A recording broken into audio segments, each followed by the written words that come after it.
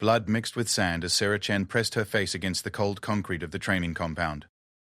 The taste of iron filled her mouth while Commander Richards stood over her, his combat boots inches from her head. Around them, 43 other SEAL candidates watched in complete silence, their breathing the only sound cutting through the humid California air.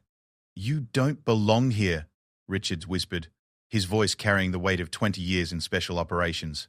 "This isn't some college gym where you can play soldier." Sarah's fingers dug into the rough ground beneath her.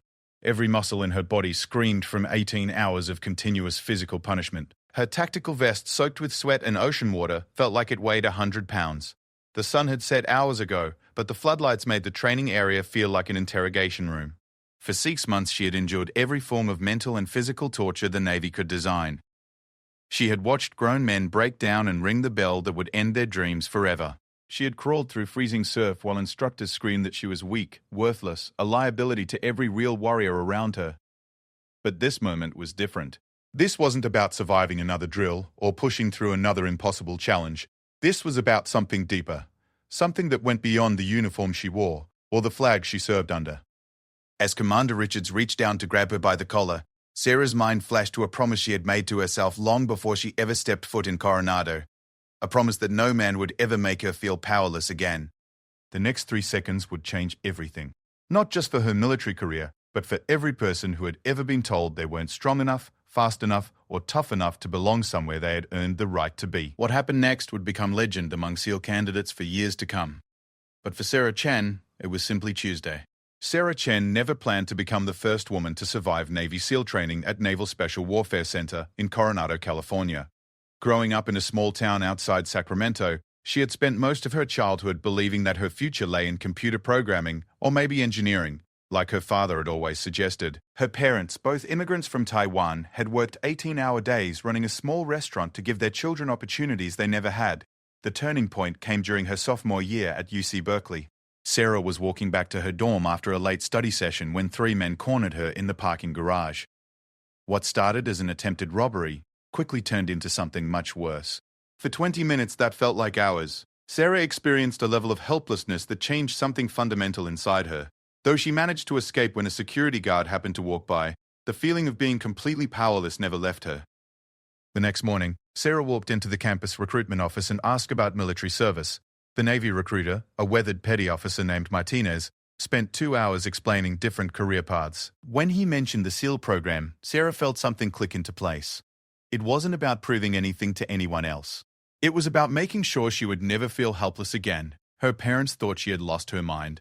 Her father, David Chen, had spent his entire life trying to build a stable, safe existence for his family.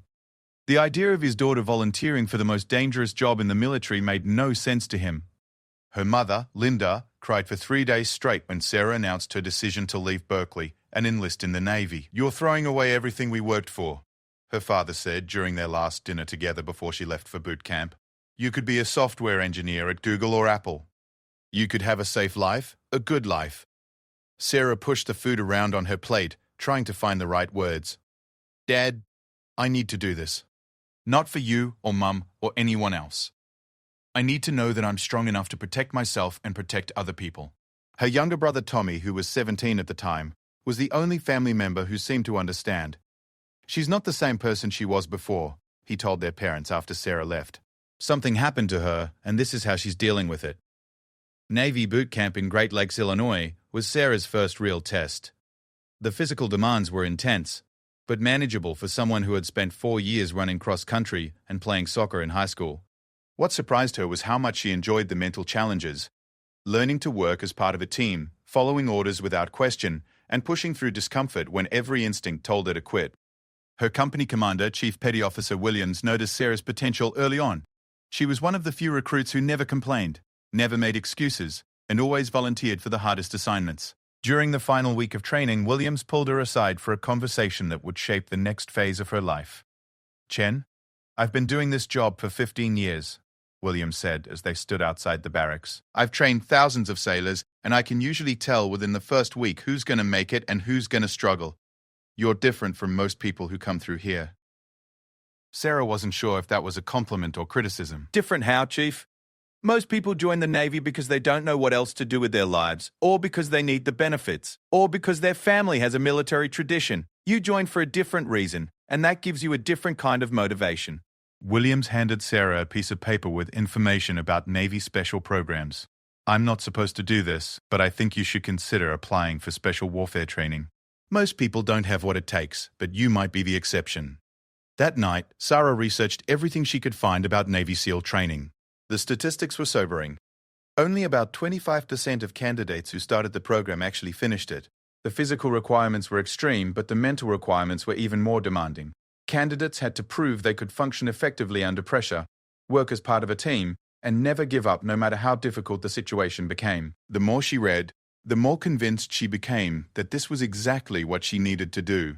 It wasn't about becoming some kind of superhero or proving that women could do anything men could do. It was about pushing herself to the absolute limit and discovering what she was truly capable of. After graduating from boot camp, Sarah spent 6 months in advanced technical training learning communication systems. She excelled in her classes and could have easily spent her entire Navy career working with radio equipment and satellite communications. But every day, she thought about that conversation with Chief Williams and the piece of paper he had given her. Finally, she submitted her application for Navy Special Warfare training. The process was more complicated than she had expected.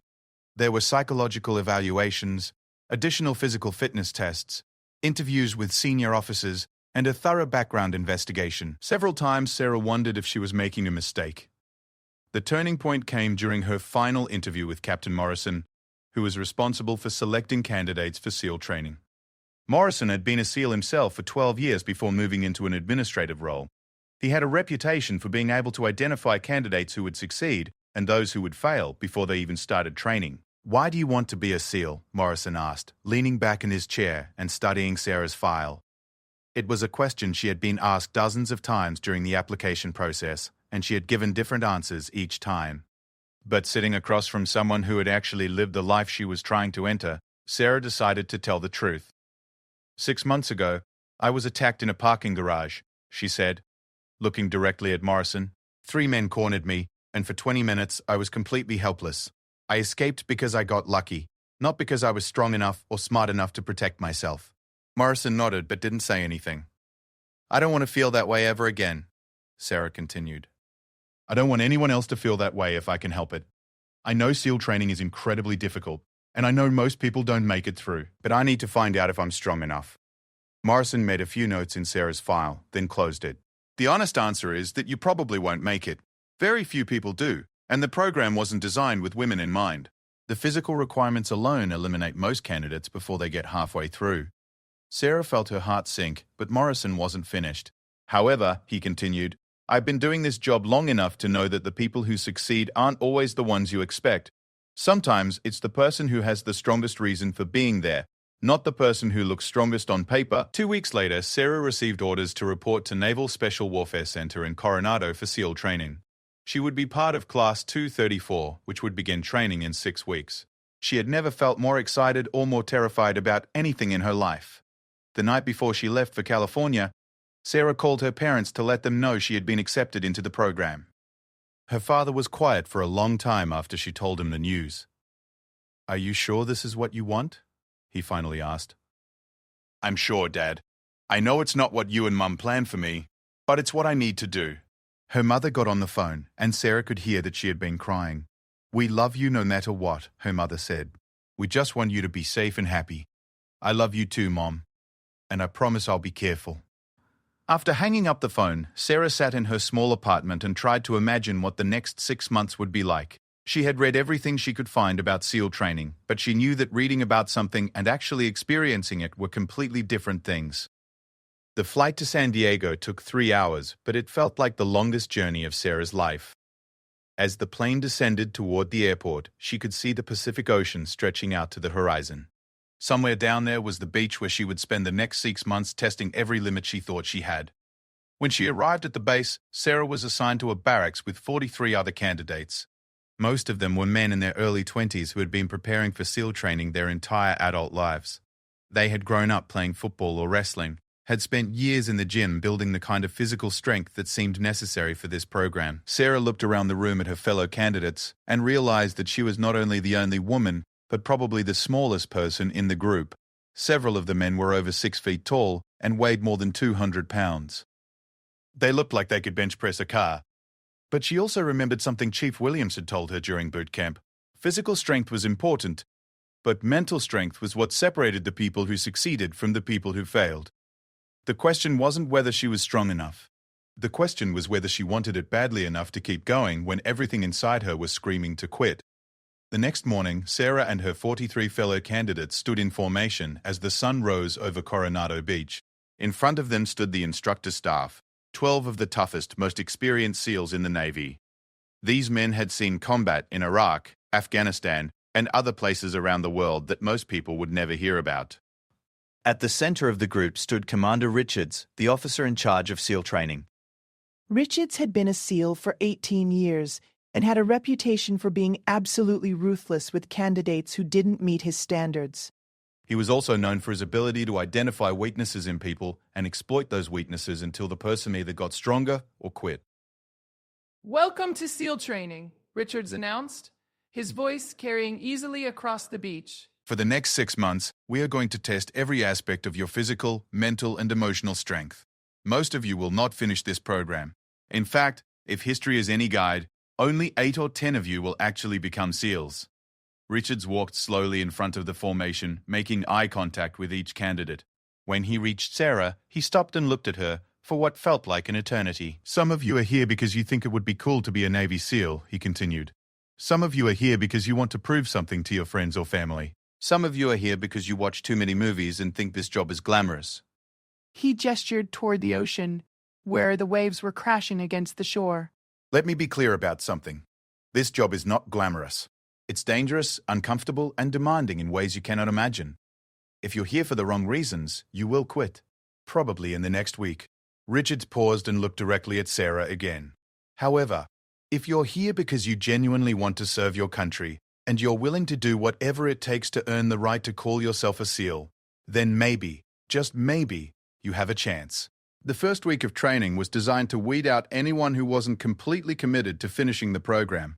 Candidates were woken up at 4 in the morning and didn't go to sleep until after midnight. They spent hours running on the beach, swimming in the ocean, and doing calisthenics until their muscles failed. Sarah quickly discovered that her smaller size was actually an advantage in some situations. She couldn't carry as much weight as the larger candidates, but she could move faster and had better endurance. While some of the bigger men struggled with the long runs, Sarah found that she could maintain a steady pace for hours without getting winded. But the physical challenges were only part of what made SEAL training so difficult. The instructors were constantly testing candidates mentally and emotionally, looking for any sign of weakness or hesitation. They would scream at candidates, criticize their performance, and create situations designed to cause maximum stress and confusion. During her second week of training, Sarah had her first real confrontation with Commander Richards. The class was doing surf conditioning, which involved running into the ocean fully clothed, then rolling around in the sand until every inch of their bodies was covered in grit. It was designed to be miserable, and it worked. As Sarah emerged from the water for the 4th time, Richards grabbed her by the shoulder and spun her around to face him. "You think this is some kind of game?" he shouted, his face inches from hers. "You think we're going to go easy on you because you're different from everyone else here?" Sarah's first instinct was to explain that she didn't expect any special treatment, but she had learned that the instructors didn't want explanations. They wanted to see how candidates would react under pressure. "No, sir," she replied, maintaining eye contact despite the sand that was stinging her eyes. "Then why are you smiling?" Richards demanded. Sarah hadn't realized she was smiling, but she understood why it had happened. Despite the physical discomfort and exhaustion, she was exactly where she wanted to be. For the first time since the attack in the parking garage, she felt like she was becoming the person she needed to be. "Because I'm not quitting, sir," she said. Richard stared at her for another moment, then moved on to the next candidate. But Sarah noticed that he had started paying closer attention to her performance during every exercise. It wasn't necessarily a good thing. Instructors who paid special attention to candidates usually found reasons to make their lives more difficult. Over the next few weeks, Sarah watched as her class slowly shrank. Men who had seemed incredibly strong and confident during the first few days began to struggle with the constant pressure and sleep deprivation. Some quit after failing a particularly difficult physical challenge. Others simply walked away in the middle of the night, unable to face another day of punishment. By the end of the first month, only 32.4 candidates remained. Sarah had not only survived, but had begun to excel in many of the challenges.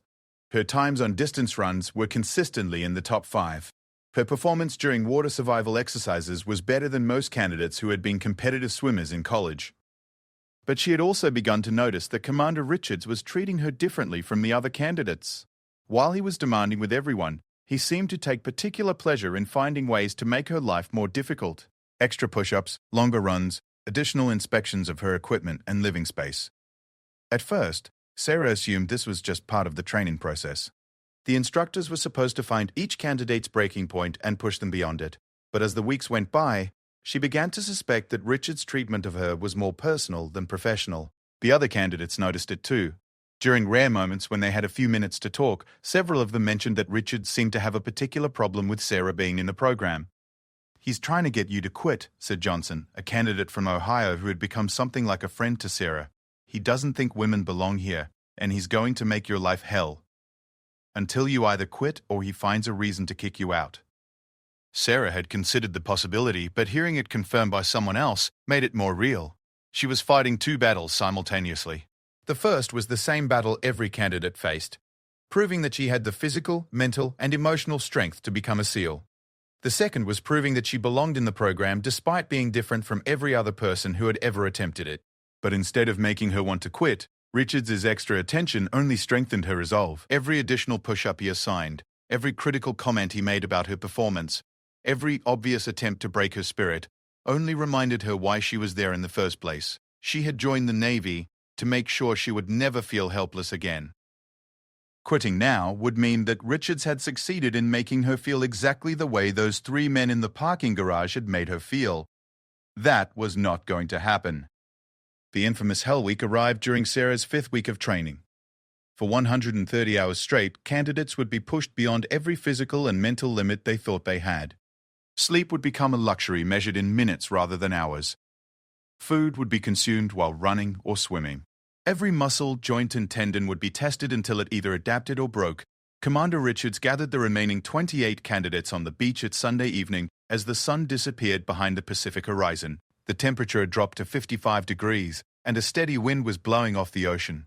In a few hours, that wind would feel like ice against their wet skin. "Gentleman and lady," Richards began, his voice carrying a tone that Sarah had never heard before. There was something almost respectful in it, as if he recognized that everyone standing on that beach had already proven something significant just by making it this far. "Hell Week starts in 30 minutes. He paused and looked at each candidate individually. When his eyes met Sarah's, she saw something that surprised her. It wasn't the barely concealed hostility she had become accustomed to over the past month. It was something closer to curiosity, as if he genuinely wondered whether she would still be standing there when Hell Week ended. "For the next 5.5 days, you will discover things about yourself that you never knew existed," Richards continued. "You will be colder, wetter, more tired, and more miserable than you have ever been in your life. Your body will beg you to quit. Your mind will come up with 1,000 rational reasons why continuing is impossible." The candidates stood at attention, but Sarah could feel the nervous energy radiating from the group. Several of them had been doing this long enough to know that Hell Week was where most people's SEAL dreams ended. Statistics showed that more than half of the candidates who started Hell Week would ring the bell before it was over. "The only thing that will get you through Hell Week is knowing, deep in your core, that you belong here," Richards said. "If you have any doubt about whether this is what you really want, now would be an excellent time to walk over to that bell and save yourself 5 days of suffering." Sarah glanced toward the brass bell that sat on a post near the instructor platform. She had watched 12 candidates ring that bell over the past month. Each time, the sound echoed across the training compound like a gunshot, followed by the splash of someone jumping into the ocean to retrieve their helmet liner. It was the sound of dreams ending and the beginning of a long journey back to regular Navy duty. Nobody moved toward the bell. After 30 seconds, Richards nodded with something that might have been approval. "Hell Week begins now," he announced. "Hit the surf." The next 130 hours became a blur of sand, salt water, and exhaustion that pushed Sarah beyond every limit she thought she had. The candidates spent hours lying in the surf while waves crashed over them, their core body temperature dropping until their muscles couldn't stop shivering.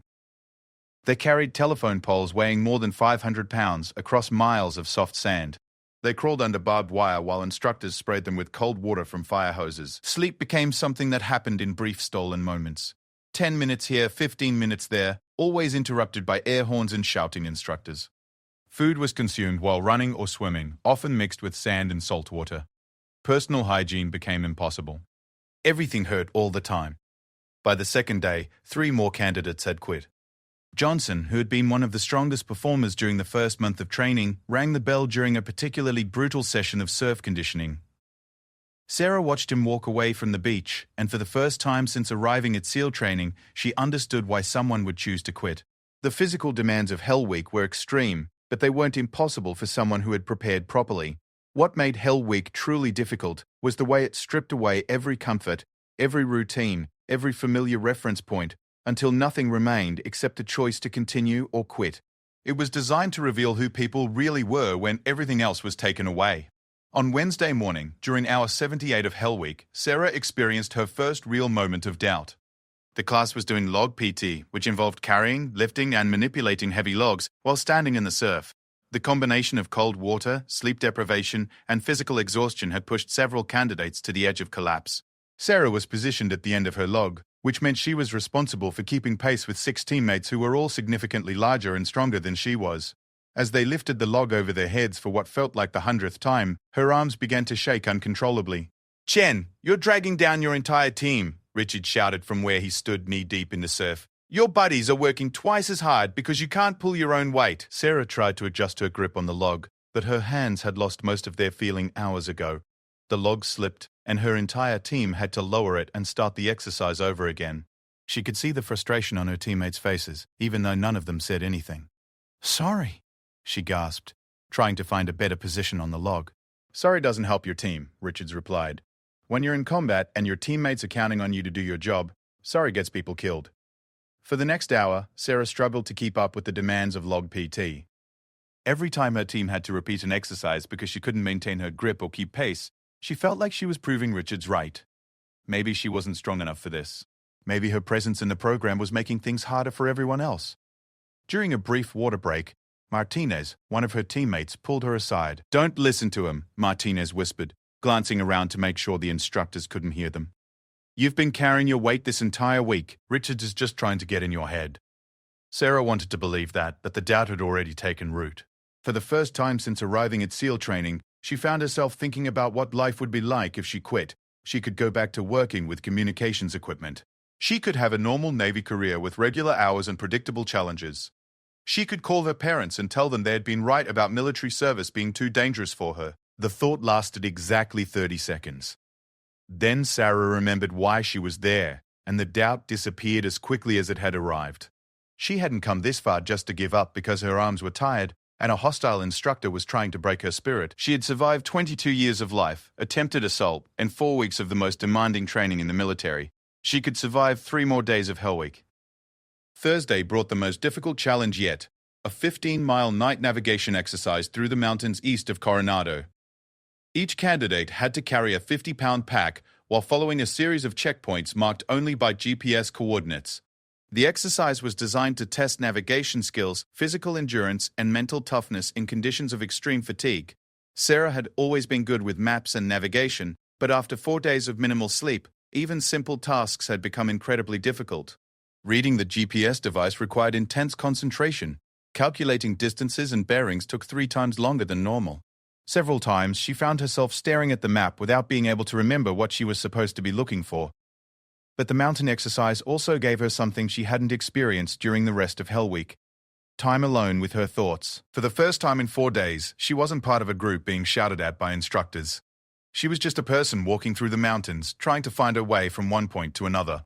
As she climbed through the darkness, Sarah thought about the path that had brought her to this moment. 6 months ago, she had been a college student, worried about grades and internships. Now she was discovering that she was capable of things she had never imagined possible. The attack in the parking garage had made her feel weak and vulnerable. But SEAL training was showing her that strength came from different places than she had expected. It wasn't just about being able to lift heavy weights or run fast. It was about the ability to continue functioning when every logical reason told you to quit. Sarah completed the navigation exercise in 11 hours, which was within the required time limit, but slower than she would have liked.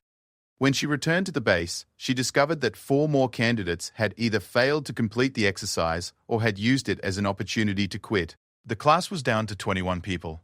Friday brought the final challenge of Hell Week, a 6-hour ocean swim that would test every skill candidates had learned over the past month. Swimming in the Pacific Ocean off Coronado was never easy, but doing it after 4 days of sleep deprivation and physical punishment was something else entirely. The water temperature was 58 degrees, which meant that maintaining core body temperature would be a constant battle. The current was strong enough to push swimmers off course if they weren't careful about navigation. Most importantly, candidates would be swimming in pairs, which meant that anyone who got into trouble would become a problem for their swim buddy as well. Sarah was paired with Williams, a candidate from Georgia who had been one of the strongest swimmers in the class. Williams had grown up diving for oysters in coastal waters and was completely comfortable in the ocean. Sarah was grateful to have him as a partner, but she also knew that if she couldn't keep up with his pace, both of their chances of completing Hell Week would be in jeopardy. They entered the water as the sun was rising over the mountains to the east. The cold hit Sarah like a physical blow, driving all the air from her lungs and causing her muscles to contract involuntarily. For a moment, she wondered if her body would even function in water this cold. But as they began swimming toward the first navigation point, Sarah discovered that the rhythm of the stroke and the familiar feeling of moving through water helped clear her mind in a way that nothing else during Hell Week had managed to do. She had been swimming since she was 7 years old, and despite everything else that was happening to her body, the basic mechanics of swimming were still intact. For 2 hours, she and Williams maintained a steady pace toward their objective points. They passed several other swim pairs who were struggling with navigation or cramping muscles. Williams provided constant encouragement, pointing out landmarks and helping Sarah adjust her stroke when fatigue started to affect her technique. But during the 3rd hour of the swim, Sarah began to experience something she had never felt before: complete physical exhaustion combined with hypothermia. Her core body temperature had dropped to the point where her muscles were no longer responding to commands from her brain.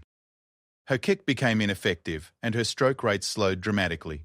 Williams noticed the change immediately. "You okay?" he asked during a brief rest stop where they treaded water while checking their position. Sarah tried to answer, but discovered that her jaw muscles weren't working properly. The combination of cold and fatigue had affected her ability to speak clearly. She nodded, but Williams could see that she was in trouble. "We're going to modify the stroke," Williams told her. "I'll swim next to you and help set the pace. Just focus on maintaining your rhythm and staying warm." For the next hour, Williams essentially guided Sarah through the water while she concentrated on not becoming a liability. Several times, she considered signaling for one of the safety boats that were following the swim pairs. It would mean failing Hell Week, but it would also mean getting out of water that was slowly stealing her ability to function. But every time she was about to signal for help, Sarah remembered Commander Richards and the way he had looked at her during the past month. He expected her to quit. He was probably watching from one of the safety boats right now, waiting for her to prove that women didn't belong in SEAL training. That thought gave her enough energy to keep swimming. Williams continued to provide guidance and encouragement, and slowly, Sarah's core temperature began to stabilize. Her stroke rate improved, and she was able to contribute more to their navigation and pace management. They completed the 6-hour swim with 45 minutes to spare. As they walked out of the ocean onto the beach, Sarah's legs buckled, and she fell face first into the sand. Williams helped her to her feet, and together they walked toward the group of instructors who were waiting to debrief the exercise. Commander Richards stood at the center of the group, making notes on a clipboard as each swim pair reported their completion time and any problems they had encountered. When Sarah and Williams approached him, Richards looked directly at Sarah with an expression she couldn't quite read. "How did the swim go, Chen?" he asked. "Good, sir," Sarah replied, though she was still shivering uncontrollably and could barely feel her feet. Richards made a note on his clipboard, then looked at Williams. "Any problems with your swim buddy?" Williams glanced at Sarah, then back at Richards. "No, sir." Chen kept pace the entire time and helped with navigation. It wasn't entirely true, but it was close enough to the truth that Sarah didn't feel like Williams was lying for her. She had struggled during the middle portion of the swim, but she had never become a liability, and she had contributed to their successful completion of the exercise. Richards nodded and made another note. Hell Week is officially over, he announced to the group. Congratulations to everyone who completed all the requirements. Sarah looked around at her fellow candidates and realized that only 19 of the original 28 people who had started Hell Week were still standing on the beach. 9 people had quit or been removed from the program over the past 5 days, but she wasn't one of them. For the first time since arriving at SEAL training, Sarah allowed herself to believe that she might actually finish the program. Hell Week was supposed to be the most difficult part of the entire 6-month course. If she could survive 5 days of constant physical and mental punishment, she could probably survive whatever else the instructors decided to throw at her. But as she walked back to the barracks for her first real sleep in 5 days, Sarah noticed that Commander Richards was watching her with an expression that looked almost like disappointment. She had the distinct feeling that her successful completion of Hell Week had not improved his opinion of her place in the program. If anything, it seemed to have made him more determined to find another way to prove that she didn't belong there. The weeks following Hell Week brought a deceptive calm to SEAL training. The 19 remaining candidates were given 3 full days to recover from 5 days of sleep deprivation and physical punishment. They could sleep for 8 hours straight, eat warm meals without sand mixed in, and take hot showers that lasted longer than 30 seconds. But Sarah quickly learned that the recovery period was just another form of psychological testing.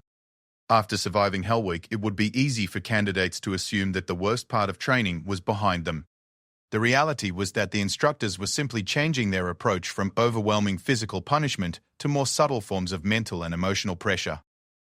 Commander Richards seemed particularly interested in testing Sarah's ability to function as part of a team. During the second week after Hell Week, he began assigning her to leadership positions during exercises that were specifically designed to expose weaknesses in decision-making and communication skills. The first test came during a simulated hostage rescue scenario. Sarah was designated as team leader for an 8-person squad that had to infiltrate a mock building, neutralize hostile forces, and extract civilians without causing any casualties. The exercise was conducted with paint rounds and strict safety protocols, but the pressure to perform was intense. From the moment the exercise began, everything went wrong. Sarah's initial plan for infiltrating the building was based on intelligence that turned out to be completely incorrect. Instead of finding 2 hostile forces on the ground floor, her team encountered 4 well-armed instructors who had positioned themselves to create maximum confusion and chaos.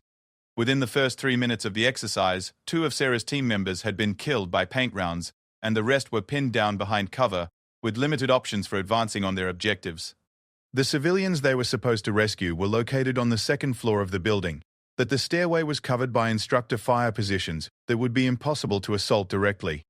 Sarah tried to adapt her plan to the new situation, but the combination of hostile fire, shouting team members, and time pressure made clear thinking almost impossible.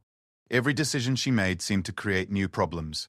When she ordered her team to split up and attack from 2 directions, they ended up in a crossfire situation that resulted in more casualties. When she tried to coordinate supporting fire, the timing was wrong and her assault element was caught in the open. After 20 minutes of escalating disaster, the exercise was terminated by whistle blast. Sarah's team had failed to rescue any of the hostages, had suffered 75% casualties, and had violated several safety protocols in their desperation to complete the mission. Commander Richards conducted the debrief in front of the entire class. He went through every mistake in detail, explaining how each poor decision had led to the next, and how Sarah's leadership failures had resulted in the deaths of both her team members and the hostages they were supposed to save. Leadership in combat is not about being the smartest person in the room, Richards explained, his voice carrying across the classroom where the 19 candidates sat in uncomfortable silence. It's about making good decisions under pressure, adapting when things go wrong, and never losing sight of the mission. He turned to look directly at Sarah. Chen, your planning was adequate, but your execution was a disaster. When your initial plan failed, you panicked. Instead of falling back on basic principles and adjusting to the situation, you made a series of emotional decisions that got people killed. Sarah wanted to defend her performance, to explain that the intelligence had been wrong and the situation had been impossible from the beginning. But she had learned not to make excuses during SEAL training. The instructors weren't interested in explanations. They wanted to see how candidates would respond to criticism and failure. Yes, sir, she replied. I understand. Do you? Richards asked. Because in 3 days, you're going to get another chance to lead a team. If your performance doesn't improve dramatically, you're going to find yourself back in the regular Navy. That night, Sarah lay awake in her bunk thinking about the exercise. She had been so focused on proving that she belonged in SEAL training that she had lost sight of what the training was actually supposed to accomplish. The point wasn't to demonstrate her individual strength or determination. The point was to learn how to function effectively as part of an elite military unit.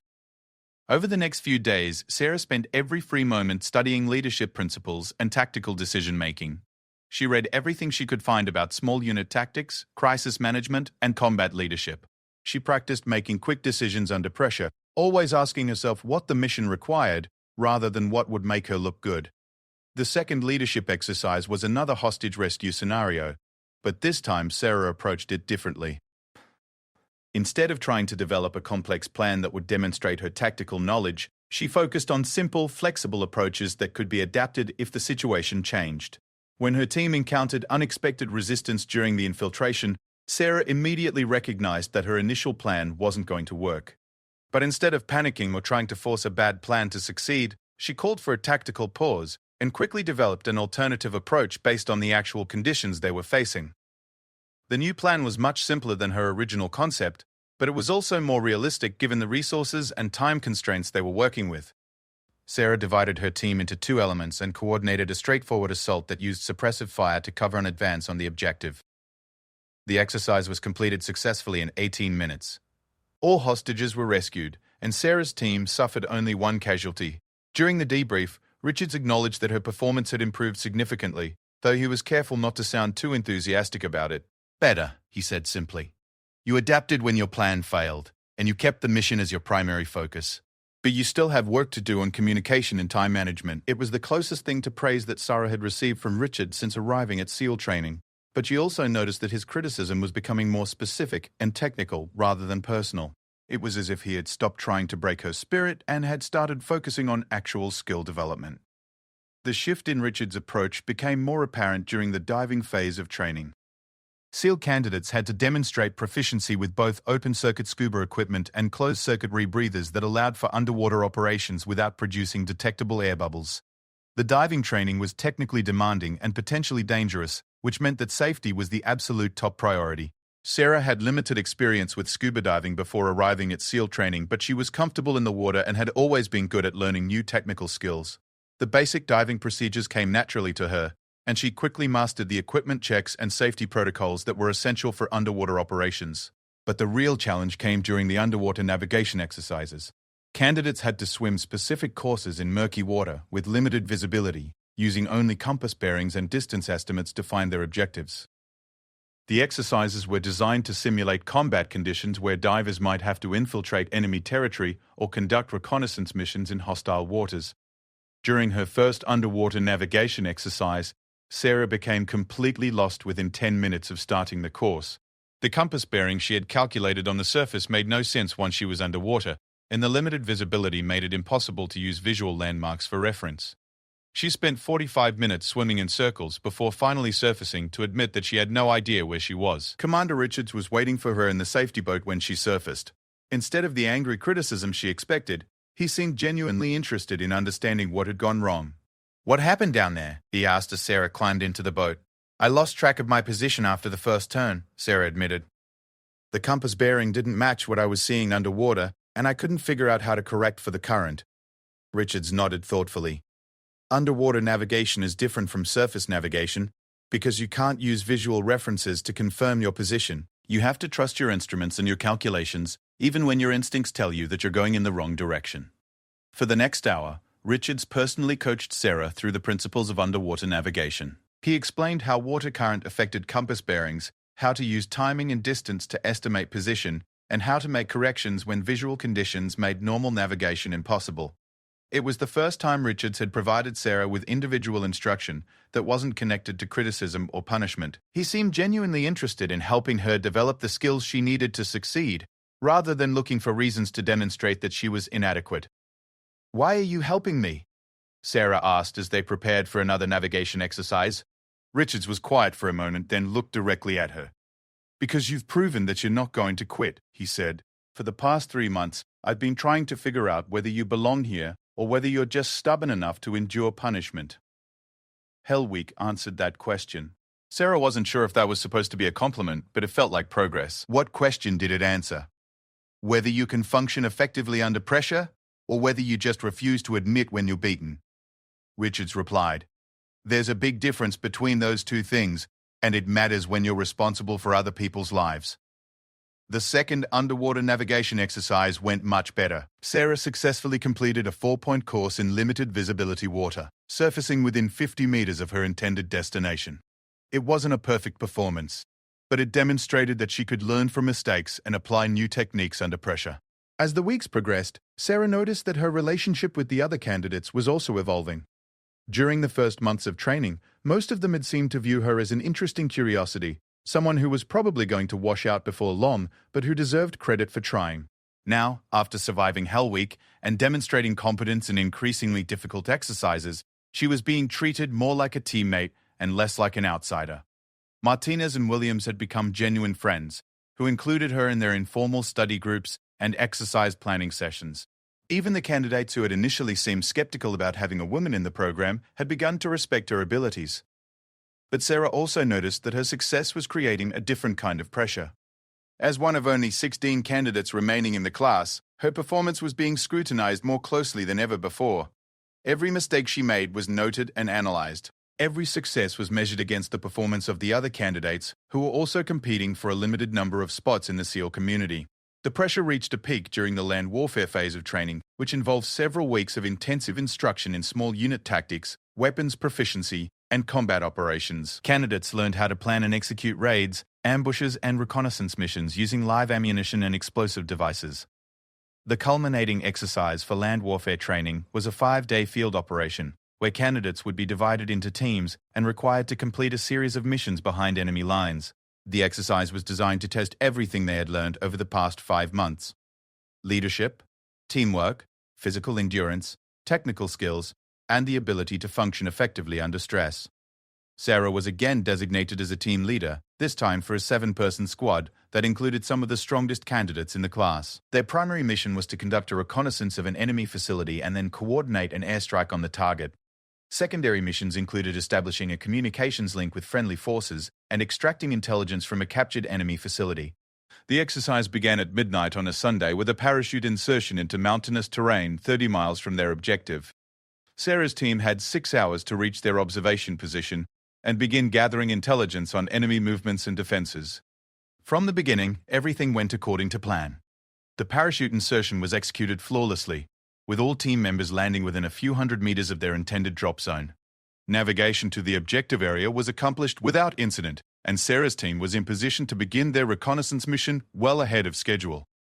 But on Tuesday afternoon, everything changed. Sarah's team was observing the enemy facility through binoculars when they spotted a patrol of instructors moving toward their concealed position. If they were discovered, the exercise would be over and their mission would be considered a failure. Sarah had to make a quick decision about whether to abandon their observation position and risk compromising their mission, or maintain their position and risk being captured by the enemy patrol. Either choice could result in failure, but staying put seemed like the better option if they could avoid detection.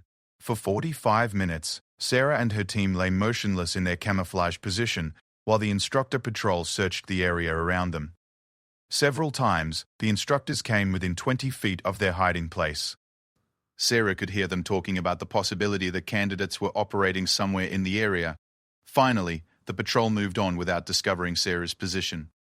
Her team was able to complete their reconnaissance mission and successfully coordinate the simulated airstrike on their target. They also managed to complete both of their secondary missions without being detected or compromised. The exercise was considered a success, and Sarah's performance as team leader was rated as highly effective. But the incident with the enemy patrol had reminded her of something important. SEAL training wasn't just about individual performance. It was about learning to make life-and-death decisions that would affect other people. During the final week of land warfare training, Commander Richards called Sarah into his office for a private conversation. It was the first time she had been alone with him since arriving at SEAL training, and she wasn't sure what to expect. "Chen, I want to talk to you about something," Richards began, gesturing for her to take a seat across from his desk. "You're going to finish this program. Your performance over the past month has been consistently strong, and you've demonstrated the kind of leadership and technical competence we expect from SEALs."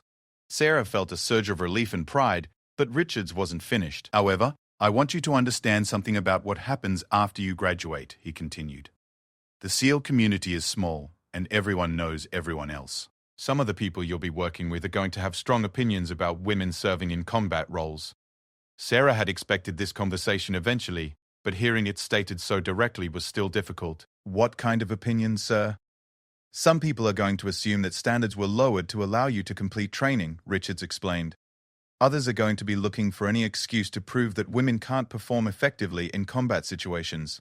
You're going to be under more scrutiny than any other SEAL, probably for the rest of your career. Richards leaned forward in his chair and looked directly at Sarah. I'm telling you this because I want you to be prepared for it. Your success or failure as a SEAL is going to be seen as evidence for or against allowing other women to enter the program. That's not fair, but it's reality. Sarah had already thought about this, but having it confirmed by someone with Richard's experience made it feel more real and more daunting. What do you think I should do about it? Be twice as good as everyone else, Richards replied without hesitation. Be the first person to volunteer for difficult assignments. Be the most prepared person in the room for every mission.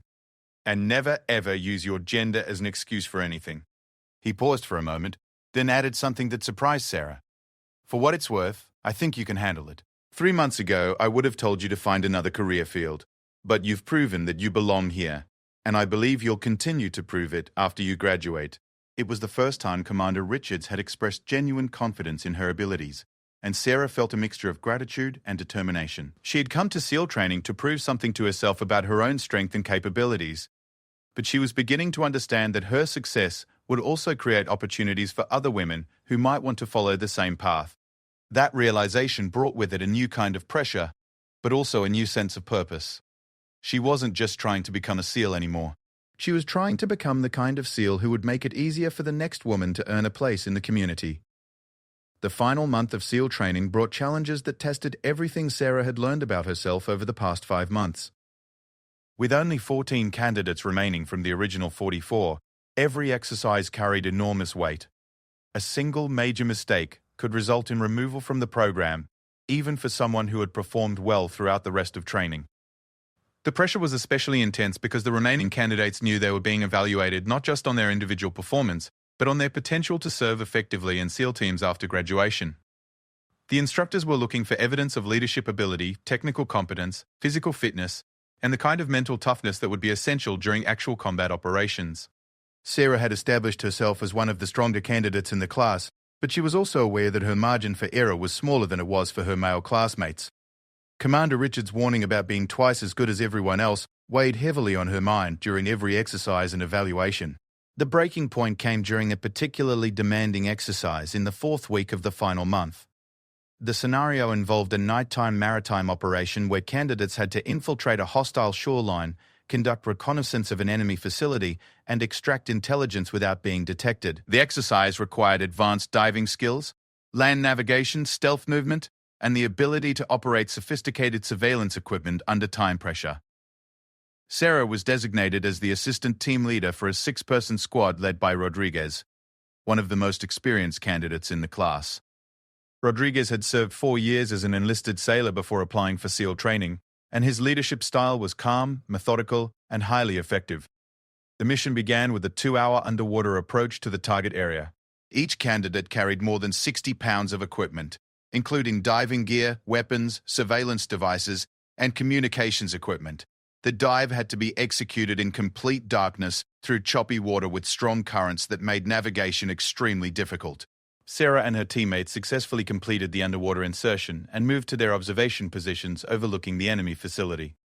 For 3 hours, they gathered detailed intelligence on security procedures, personnel movements, and defensive positions.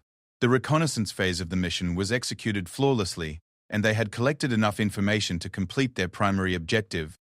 But as they prepared to begin their extraction, Rodriguez received a radio message informing him that their planned pickup point had been compromised by enemy forces.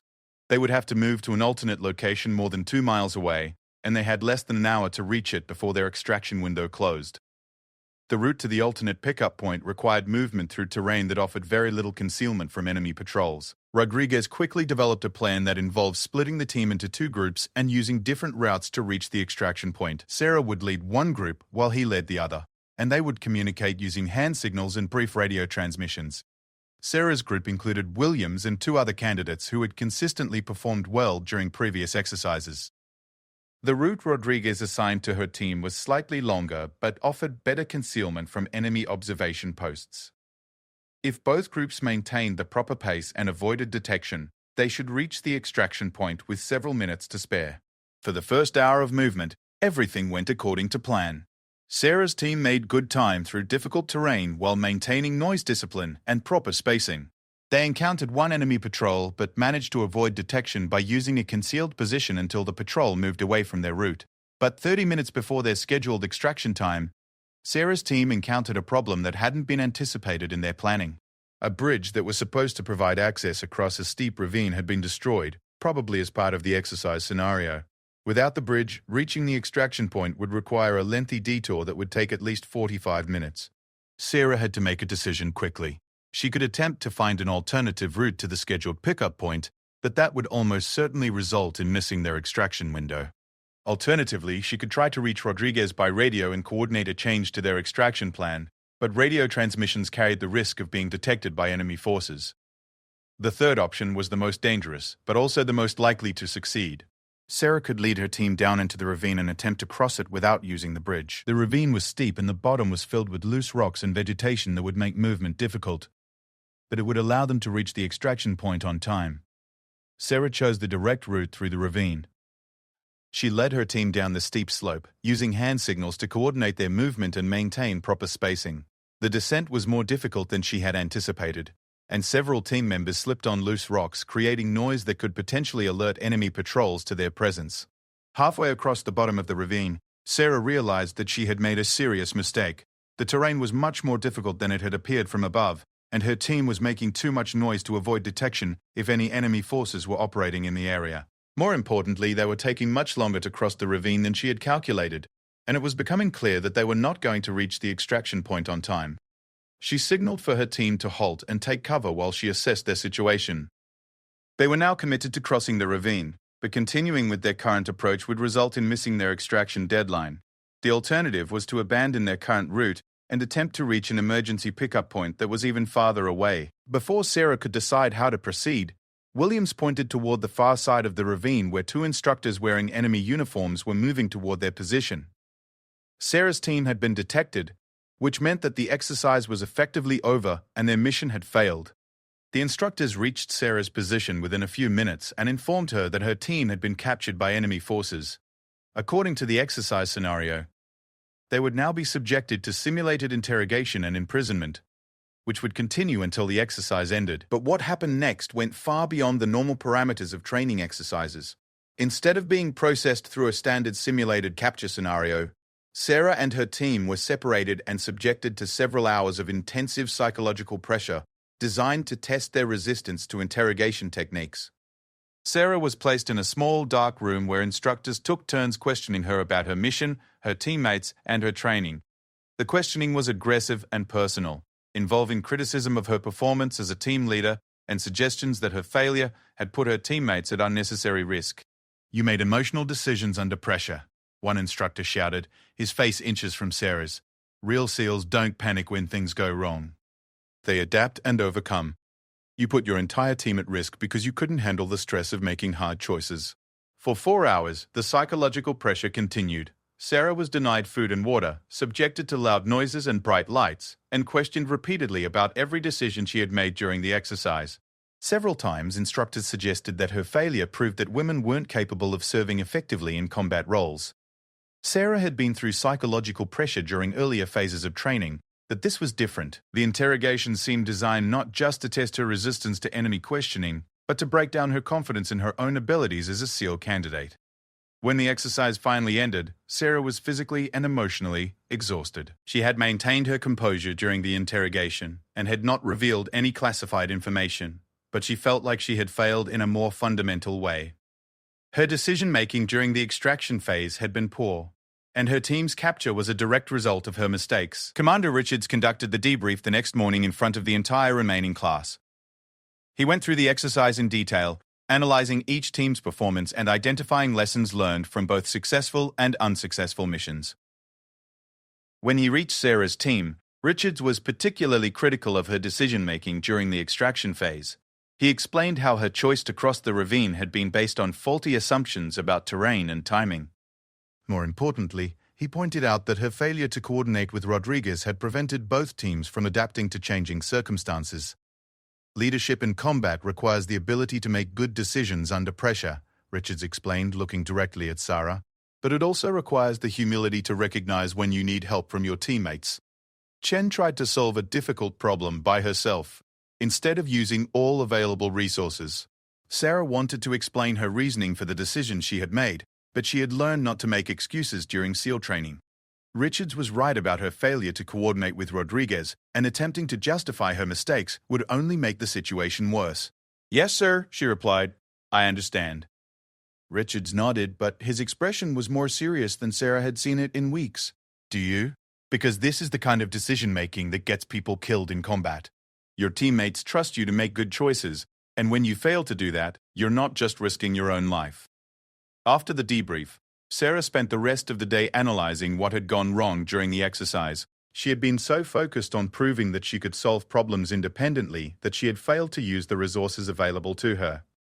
Rodriguez was an experienced leader who might have been able to suggest alternatives to her plan, but she had never given him the opportunity to provide input. More troubling was the realization that her desire to prove herself as a female candidate might be affecting her decision-making in ways that were actually harmful to her performance.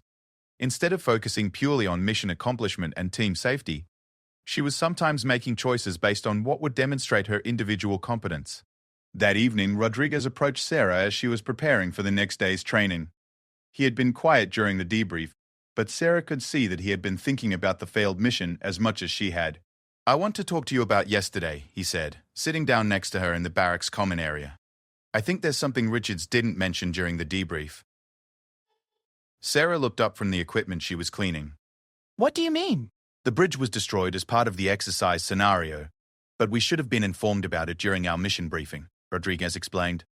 "Either the instructors forgot to mention it, or they deliberately withheld that information to see how we would react to unexpected problems."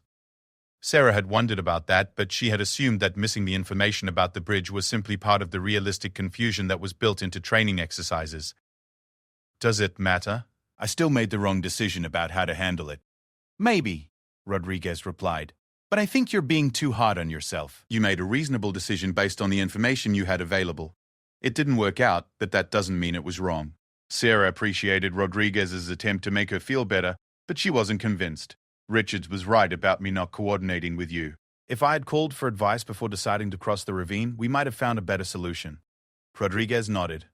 "That's true. But I also should have been monitoring your progress more closely and offering assistance when I realized you were facing a difficult decision.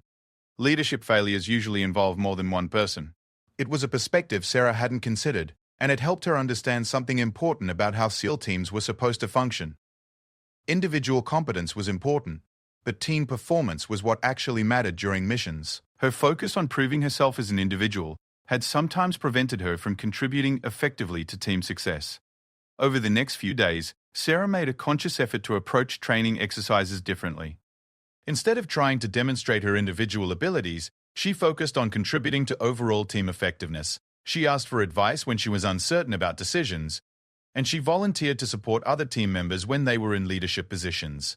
The change in approach was immediately noticeable. During a complex urban warfare exercise, Sarah served as the communications specialist for a team led by Martinez. Instead of trying to take on additional responsibilities to showcase her versatility, she concentrated on maintaining reliable communications between different elements of their unit and coordinating with supporting units. The mission was executed successfully, and Martinez specifically credited Sarah's communications management for enabling their team to adapt quickly when their original plan had to be modified. It was the first time in weeks that Sarah felt like she was contributing to success rather than struggling to avoid failure. But the real test came during the final exercise of SEAL training. A comprehensive mission that would test every skill candidates had learned over the past 6 months. The scenario involved a complex multi-phase operation that required underwater infiltration, land-based reconnaissance, direct action against a defended target, and extraction under hostile conditions. Sarah was designated as the overall mission commander, responsible for coordinating the actions of 3 separate teams and ensuring that all phases of the operation were executed successfully. It was the most challenging leadership assignment she had faced during training, and she knew that her performance would be a major factor in determining whether she graduated from the program. The mission would begin in 48 hours, which gave Sarah time to develop detailed plans and coordinate with her team leaders. But it also gave her time to worry about everything that could go wrong and to second-guess every decision she made during the planning process.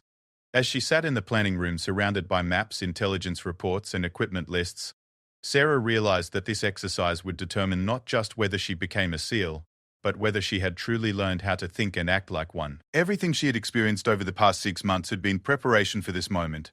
The question was whether she was ready for it. The final exercise began on a Tuesday morning, with Sarah standing on Coronado Beach at 0400 hours, watching her 3 teams prepare for what would be the most complex mission of SEAL training. 14 candidates remained from the original class of 44, and every one of them understood that their performance over the next 72 hours would determine their future in naval special warfare. As mission commander, Sarah was responsible for coordinating a multi-phase operation that involved underwater infiltration, reconnaissance of a defended facility, direct action against multiple targets, and extraction under simulated combat conditions. Each phase required different skills and presented unique challenges, but the overall success of the mission depended on seamless coordination between all elements. Sarah had spent the previous 48 hours developing detailed plans for each phase of the operation. Team Alpha, led by Rodriguez, would conduct the underwater infiltration and establish an observation post overlooking the primary target. Team Bravo, led by Martinez, would provide overwatch and supporting fire during the direct action phase. Team Charlie, led by Williams, would conduct a diversionary attack on a secondary target to draw enemy attention away from the primary objective. The planning process had required Sarah to coordinate with each team leader individually, while maintaining awareness of how their separate missions contributed to overall success. She had also been required to develop contingency plans for various situations that might arise during the operation, from equipment failures to unexpected enemy resistance. But as her teams entered the water for the initial infiltration phase, Sarah realized that no amount of planning could prepare her for the stress of being responsible for 13 other people during a complex operation. Every decision she made could affect the safety and success of her teammates, and any mistakes in coordination or timing could result in mission failure. The underwater infiltration phase proceeded according to plan for the first 2 hours. All 3 teams successfully reached their initial positions, and communications were functioning normally. Sarah monitored their progress from the Tactical Operations Center, using radio communications and visual observation to track each team's movement toward their objectives. But 30 minutes before Team Alpha was scheduled to begin their reconnaissance of the primary target, Sarah received a radio transmission that changed everything. Rodriguez reported that his team had encountered unexpected enemy resistance at their planned observation post. 2 instructors in enemy uniforms were positioned where Team Alpha needed to establish their overwatch position. Sarah had to make a quick decision about whether to abort the reconnaissance phase or attempt to adapt to the new situation. The original timeline called for Team Alpha to begin gathering intelligence on target defenses within the next hour, and any significant delay would affect the timing of subsequent mission phases. After considering her options, Sarah decided to implement Contingency Plan Bravo, which involved Team Alpha moving to an alternate observation position, while Team Charlie created a diversion to draw enemy attention away from the primary target area. The modified plan would allow the reconnaissance phase to continue on schedule, but it required precise coordination between teams operating in different locations. Sarah transmitted new orders to all team leaders, explaining the change in plan and the revised timing for each phase of the operation. Rodriguez confirmed that Team Alpha could reach the alternate observation position within 45 minutes. Williams acknowledged that Team Charlie could execute their diversionary mission 30 minutes earlier than originally planned. Martinez reported that Team Bravo was ready to provide supporting fire on the revised schedule. For the next 3 hours, the modified plan unfolded exactly as Sarah had hoped. Team Charlie's diversionary attack successfully drew enemy attention away from the primary target area, allowing Team Alpha to establish their observation post and begin gathering intelligence. Team Bravo moved into position to provide overwatch during the assault phase, and all teams reported that they were ready to begin the direct action portion of the mission. The assault on the primary target began at 14:30 hours, with Team Alpha providing precise intelligence on enemy positions and defensive measures. Team Bravo delivered supporting fire that neutralized 2 key defensive positions, allowing the assault element to approach their objective without taking casualties. Team Charlie maintained their diversionary pressure on the secondary target, preventing enemy forces from reinforcing the primary defensive positions. Within 25 minutes, the assault element had successfully captured their objective, and secured the intelligence materials they were supposed to extract. All teams reported mission success with no casualties and minimal equipment damage. The execution had been nearly flawless, and Sarah felt a sense of satisfaction that she had never experienced during previous training exercises. But the extraction phase would prove to be the most challenging part of the entire operation. As the teams prepared to move toward their pickup point, Sarah received intelligence indicating that enemy reinforcements were moving into the area.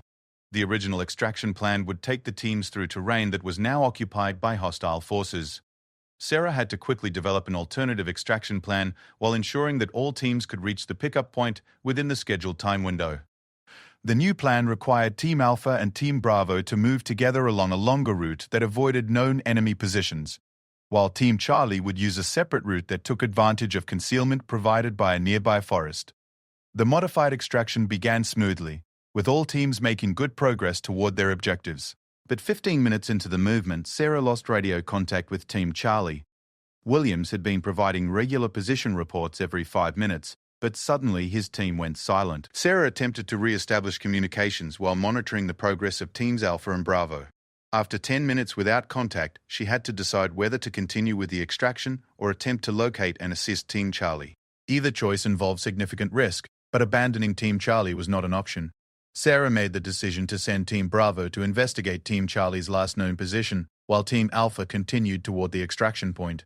If Team Charlie had encountered serious problems, Team Bravo could provide assistance. If they had simply experienced communications equipment failure, Team Bravo could help coordinate their movement to the pickup point. 20 minutes later, Martinez reported that Team Bravo had located Team Charlie in a defensive position approximately 500 meters from their planned route. Williams explained that his team had encountered an enemy patrol and had been forced to take cover to avoid detection. They had maintained radio silence to prevent their position from being compromised. With all teams accounted for and moving toward the extraction point, Sarah coordinated the final phase of the operation. Teams Bravo and Charlie moved together along the alternate route while Team Alpha approached the pickup point from a different direction. The extraction was completed successfully with all personnel and equipment recovered within the scheduled time window. Commander Richards conducted the immediate debrief at the extraction site, providing initial feedback on team performance and mission execution. His assessment was overwhelmingly positive, with particular praise for Sarah's ability to adapt to changing conditions and coordinate complex operations under pressure. Outstanding mission execution, Richards announced to the assembled teams. Chen demonstrated excellent leadership and decision-making throughout all phases of the operation. All team leaders performed their duties effectively, and the overall coordination was exactly what we expect from SEAL teams. It was the strongest praise Sarah had received from Richards since arriving at SEAL training 6 months earlier. But she was also aware that the formal evaluation process would take several more days, and final decisions about graduation would not be made until all aspects of their performance had been thoroughly analyzed. The next morning brought the final phase of SEAL training, a comprehensive evaluation that included physical fitness testing, written examinations on tactics and procedures, and individual interviews with the instructor staff. Sarah approached these evaluations with confidence, knowing that her performance during the final exercise had demonstrated her competence in all the key areas. The physical fitness testing went well, with Sarah achieving scores that placed her in the top 5 candidates in most categories. The written examinations covered material she had studied extensively, and she felt confident about her responses to questions on tactics, weapon systems, and operational procedures. But the individual interview with Commander Richards proved to be more challenging than she had anticipated. Instead of focusing on her technical knowledge or leadership abilities, Richards seemed interested in discussing her motivation for pursuing SEAL training and her understanding of what her career would be like after graduation. "Chen, I want you to think seriously about what happens after you graduate," Richards said as they sat in his office overlooking the training compound. "You'll be the first woman to complete SEAL training, which means you'll face challenges that no other SEAL has had to deal with." Sarah had been thinking about this throughout training, but hearing it stated so directly by someone with Richards' experience made it feel more immediate and more daunting. What kind of challenges, sir? Some SEAL teams are going to be reluctant to accept a female team member, regardless of your qualifications, Richards explained. Some commanding officers are going to be hesitant to assign you to certain types of missions. You're going to have to prove yourself over and over again, probably for years. Richard leaned forward in his chair and looked directly at Sarah. "I need to know that you understand what you're signing up for, and that you're prepared to handle it. Because if you're not, it's better for everyone if you withdraw from the program now. Sarah had expected this conversation, but she had also hoped that her performance during training would have convinced Richards that she was ready for whatever challenges lay ahead. Sir, I've spent 6 months proving that I can meet the same standards as every other SEAL candidate. I don't understand why my career after graduation would be any different. Because the SEAL community is small and traditional, Richards replied. Change comes slowly, and some people are going to view your presence as a threat to traditions that go back decades. That's not fair, but it's reality. Sarah felt a surge of frustration that she had to work hard to control. After everything she had accomplished during training, it seemed unfair that she was still being asked to justify her place in the SEAL community. But she also understood that Richards was trying to prepare her for challenges she would face as a professional operator. Sir, I'm not asking anyone to change their traditions, she said carefully. I'm asking for the opportunity to serve my country as effectively as I can. If some people have problems with that, I'll deal with those problems when I encounter them. Richard studied her face for a long moment, then nodded slowly. That's exactly the answer I was hoping to hear, he said. You've proven during training that you can handle adversity without compromising your performance. That's going to be essential during your career as a SEAL. The conversation continued for another 30 minutes, covering various aspects of SEAL operations and the specific challenges Sarah would face during her first assignment to a SEAL team. Richards provided advice on how to approach relationships with new teammates and how to handle situations where her presence might create tension or controversy. As the interview concluded, Richards stood up and extended his hand to Sarah. Congratulations, Petty Officer Chin. You're going to graduate from SEAL training. You've earned it through 6 months of outstanding performance, and you should be proud of what you've accomplished. Sarah felt a mixture of relief, pride, and anticipation as she shook Richard's hand. She had achieved something that no woman had ever accomplished before, but she was also aware that graduation was just the beginning of a much longer journey. The graduation ceremony took place on a Friday morning, with families and friends of the graduating SEALs in attendance. Sarah's parents had flown in from California, and seeing them in the audience made the achievement feel more real and more meaningful than it had during the months of training. As Sarah received her SEAL Trident pin from the commanding officer of Naval Special Warfare Center, she thought about the path that had brought her to this moment. The attack in the parking garage that had motivated her to join the military seemed like it had happened to a different person. The young woman who had been helpless and afraid had been replaced by someone who was confident in her ability to protect herself and others. But the moment that would define Sarah's SEAL career came 3 hours after the graduation ceremony, during the reception that was held for the new SEALs and their families. She was talking with her parents and some of the other graduates when Commander Richards approached her with a serious expression on his face. Chen, I need to speak with you privately, he said, glancing around at the crowd of family members and new SEALs. There's something we need to discuss before you begin your first assignment. Sarah followed Richards to a quiet corner of the reception hall, wondering what could be so important that it couldn't wait until Monday. Richards looked uncomfortable, which was unusual for someone who had spent 6 months demonstrating complete confidence in every situation. I received a phone call this morning from the commanding officer of SEAL Team 5, where you're supposed to report for duty next month, Richards began. There's been some discussion among the team leadership about your assignment. Sarah felt her stomach tighten. What kind of discussion, sir?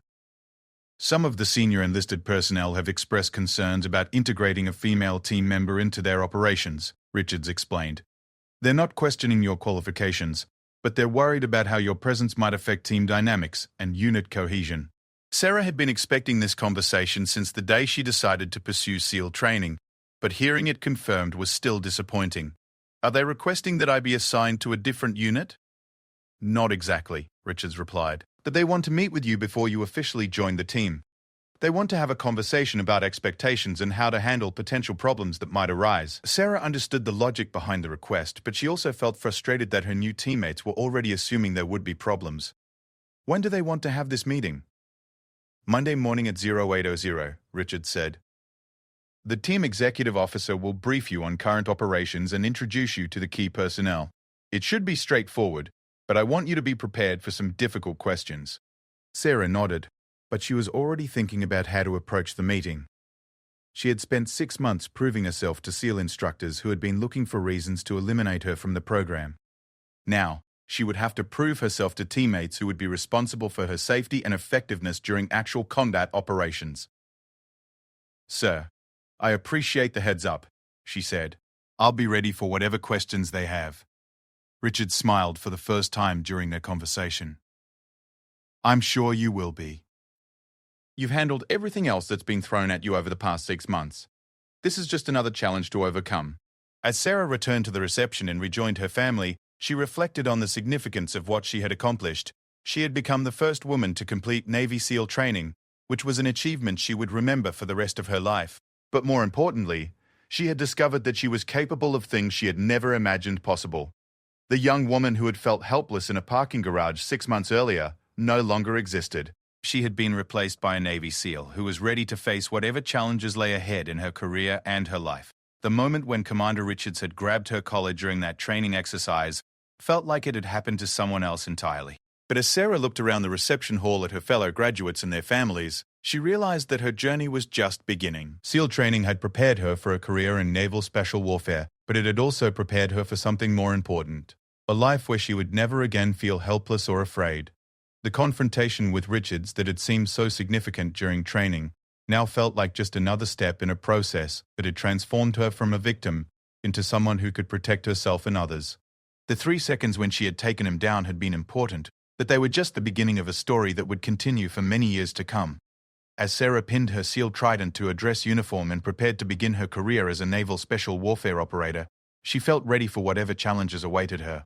She had proven to herself and everyone else that she belonged in the most elite military unit in the world. Now she was ready to prove that she could serve that unit as effectively as any SEAL who had come before her. The parking garage incident that had motivated her to pursue SEAL training had taught her that feeling helpless was a choice. SEAL training had taught her that strength came from many different sources, and that the most important battles were often fought inside her own mind. Her career as a SEAL would teach her how to use those lessons to serve her country and protect the people who couldn't protect themselves. Standing in the reception hall surrounded by family, friends, and fellow SEALs, Sarah Chen felt ready for whatever came next. She had survived 6 months of the most demanding military training in the world, and she had emerged stronger, more confident, and more capable than she had ever imagined possible. The future held new challenges and new opportunities, but she was ready for all of them. The girl who had been attacked in the parking garage was gone forever. In her place stood a Navy SEAL who would never again be helpless, never again be afraid, and never again allow anyone to make her feel like she didn't belong wherever she had earned the right to be. The bell that she had refused to ring during training would remain silent for the rest of her career, a symbol of her determination to never quit and never give up on the person she had worked so hard to become. Commander Richards had tested her limits and pushed her beyond what she thought was possible, but in the end he had helped her discover that those limits existed only in her mind. As the reception continued around her, Sarah took a moment to appreciate how far she had traveled, from that parking garage to this moment. The journey had been more difficult than anything she could have imagined, but it had also been more rewarding than she had ever thought possible. She was ready for whatever came next.